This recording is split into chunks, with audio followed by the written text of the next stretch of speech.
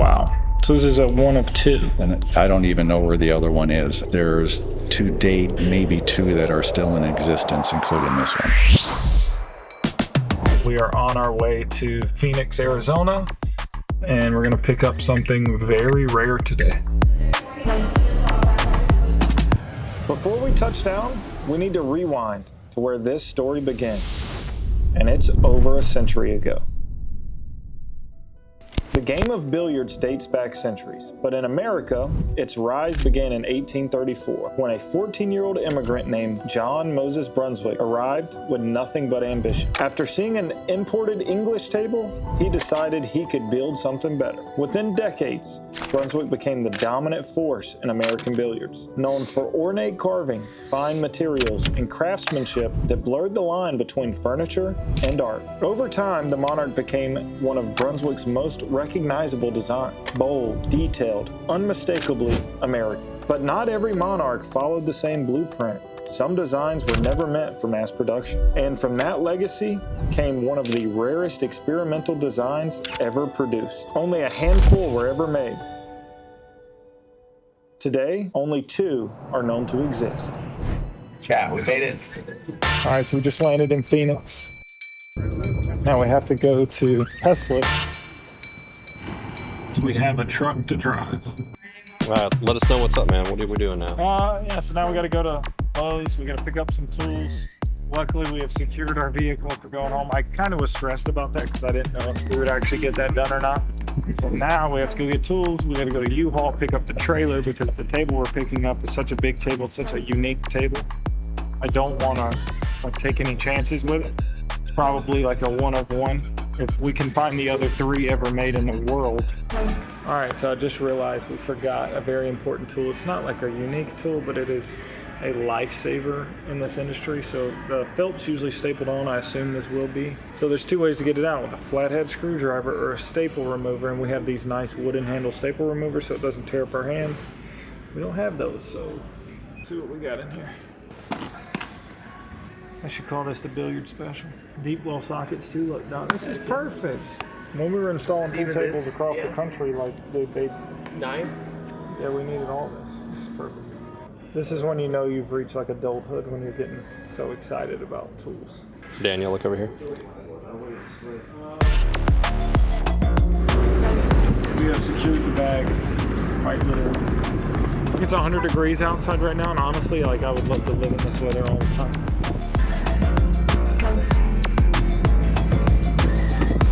Alright, so now we just pulled up. We're about to pick up the trailer, get it hooked up. I haven't towed a trailer in a long time, but I used to tow a trailer all the time. I've been towing a trailer since I was like 15. I'm kind of interested to see how the Cybertruck pulls. I've heard mixed reviews, and I'm curious to see what happens when it's in actual autopilot. Yeah, we're about to pick that up, then we're going to head to the client's house, shoot the videos. We are picking up a special table out here in Arizona, and I am on the team for disassembling, so it's gonna be fun. It's gonna be interesting. So something old, something worth lots of money. I'm excited. So we just went to that U-Haul, and they told us that we couldn't pick up that trailer, even though that's exactly what they directed us to, because we have got to the point where technology has diminished returns, and it's getting worse and worse. Or I'm getting older. I don't know.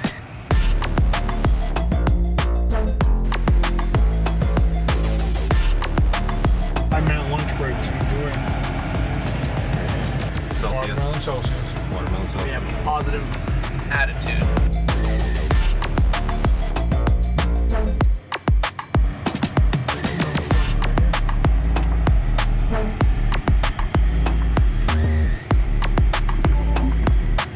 Park it right here until we figure out where it's going. There were four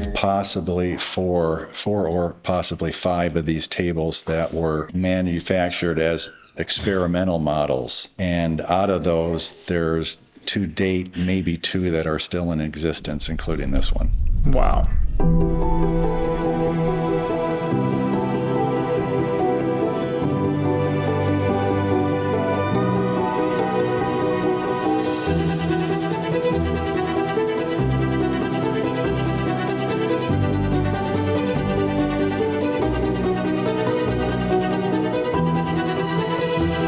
It's interesting because I've had several pool historians that have called me since this table has been publicized, and they were aware that there were one or two other tables, but they don't know where they are either, Yeah, or if they even exist anymore. very cool. And when did you pick it up? In 2000. So I've had the table for 25 years now. Wow, that's awesome.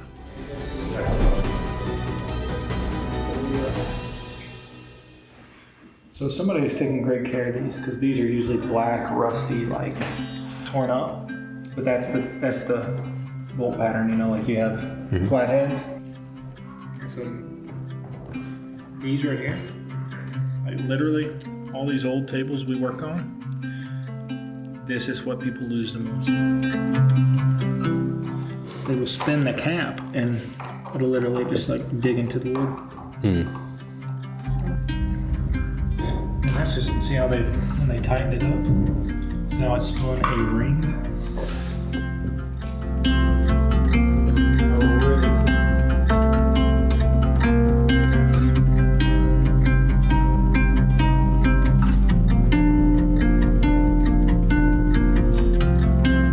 This wasn't just rare, it was preserved. Most tables from this era were worn down, modified, or just lost.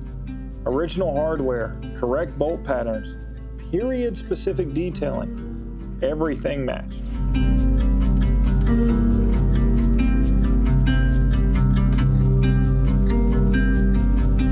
Today, the table is valued at $150,000, but its value isn't what makes it extraordinary. The value comes in the table itself, the history, the moments that have been shared over this table. When you look into the slate, you can see past technicians who have carved their names. This is a time capsule. This is a piece of American history. When you compare the giants back in the late 1800s to when this table was made, the people who could have potentially played on this table, we're talking Vanderbilts, Rockefellers, Carnegies. They built this country, and there's a chance they played on this table. This is a piece of Brunswick history. It's a piece of American history.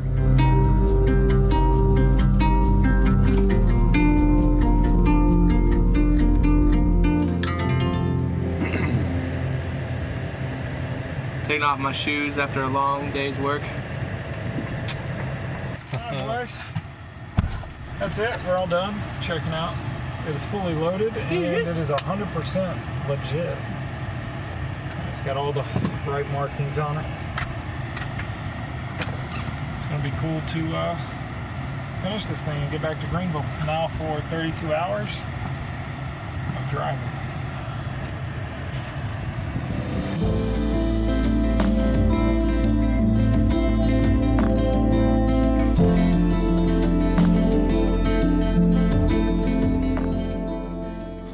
Give me something. It's the next day. Good morning. It's actually, I don't know what time it is. It is 8 o'clock on the East Coast, West Coast, sorry. It's early morning for me. That cut. That one right there is the one I'm scared of the most. Scared of in what sense? I'm running now. It's a 4-hour drive, 3 hours and 30 minutes. So we're prepping our charge right now. Our trip to Dallas. And there's 1, 2, 3, 4, 5, 6, 7, 8, 9, 10, 11, 12, 13, 14, 15 stops along the way. I don't know if the weight in the trailer and with the table being in there, if that's going to affect it positively or negatively, but I'm just looking at the times. So we're going to go, oh my God. I want to call your wife, boys.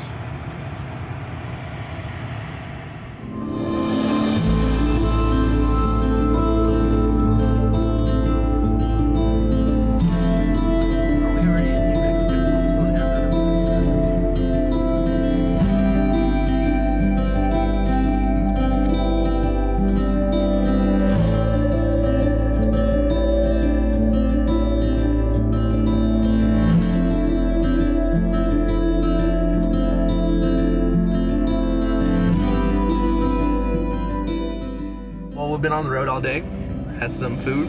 It's my turn to finally drive. Truck's driving nice, smooth, Doesn't feel like there's a trailer behind, so that's cool.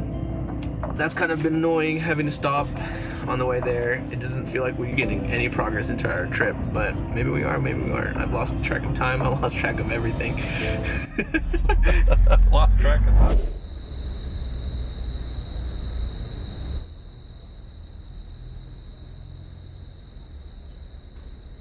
"12 hours into our journey, we had only traveled a distance that should have taken 4 hours. We realized the trailer was killing our range. We had to make a change. At that point, exhaustion didn't matter. The only thing that mattered was how do we get this table home safely." Smalls up.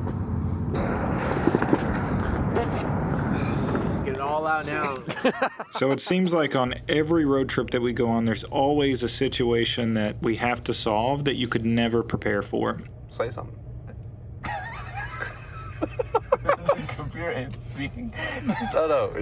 All right, so our trip kind of got delayed because we had to take everything out of the trailer and make it fit in the truck, mainly because, one, we were getting about 93 miles because of all the weight and the drag that the trailer was putting on the car. So we just weren't going to make it across Texas because of that. So we had to pivot. And somehow they made enough room to fit a 9-foot pool table in this truck. And we got it all in. We're packed in like sardines, but we're in it. And the weather now is our concern. And it just looks as though, because we were delayed, we're gonna have a nice little pocket. And I'm thinking that by the time we get to this city, the rain's gonna pass. Hopefully we cut right through this opening, which puts us right in here and hopefully home free. I don't know. It's gonna be close. One of the coolest things about the road trips that we take is we see some amazing views, and we're gonna share some of those with you throughout the rest of the trip here. We travel crazy distances. We travel through the night. Sometimes we don't even sleep, and when we finally make it back, the job's still not finished.